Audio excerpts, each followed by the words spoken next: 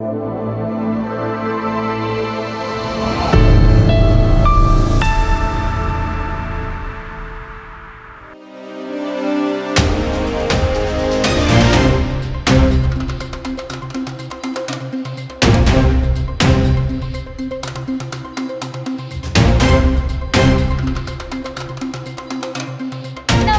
मैं हूँ विद्या जोशी और आप देख रहे हैं द बीप। आज की चर्चा में कोई घुमा फिराकर बात नहीं होगी, सीधे मुद्दे पर आएंगे। दिल्ली चुनाव के नतीजों ने बड़ा उलटफेर कर दिया है। अमेरिका से हजारों भारतीयों की वापसी ने चिंता बढ़ा दी है और मणिपुर में राजनीतिक भूचाल आ चुका है। दिल्ली चुनाव, आम आदमी पार्टी की करारी हार। अरविंद केजरीवाल ने जिस मुफ्त बिजली, पानी और मोहल्ला क्लिनिक के दम पर राजनीति की थी, वही अब उनके गले की फांस बन गया। इस बार जनता ने आम आदमी पार्टी को पूरी तरह नकार दिया और भारतीय जनता पार्टी को विधानसभा में शानदार जीत दिलाई। आम आदमी पार्टी को सिर्फ 22 सीटें मिली हैं, जबकि भारतीय जनता पार्टी ने 70 में से 48 सीटें जीतकर सरकार बना ली। कांग्रेस का खाता भी नहीं खुला।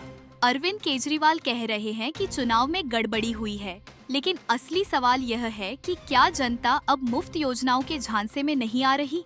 क्या दिल्ली के मतदाताओं ने साफ कर दिया कि अब विकास की राजनीति ही चलेगी?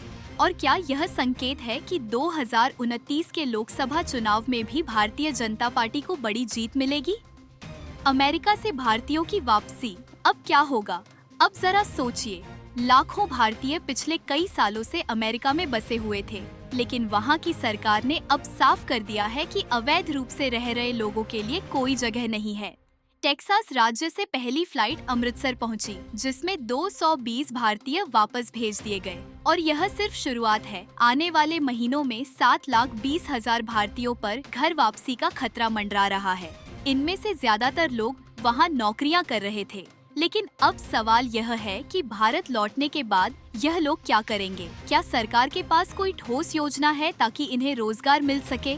इसके अलावा भारतीय अर्थव्यवस्था पर भी इसका असर पड़ सकता है, क्योंकि इनमें से कई लोग सूचना, प्रौद्योगिकी और स्टार्टअप सेक्टर में काम कर रहे थे। अब देखना होगा कि केंद्र सरकार इस मुद्दे पर क्या कदम उठाती है। मणिपुर में मुख्यमंत्री का इस्तीफा, राज्य में सियासी संकट गहराया। मणिपुर में पिछले कई महीनों से हिंसा और जातीय तनाव की स्थिति बनी हुई थी और अब मुख्यमंत्री बीरेन्द्र सिंह ने अपने पद से इस्तीफा दे दिया है।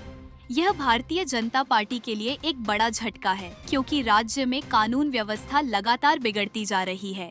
अब सवाल यह है कि नए मुख्यमंत्री की नियुक्ति होगी या फिर राज्य में राष्ट्रपति शासन लगाया जाएगा।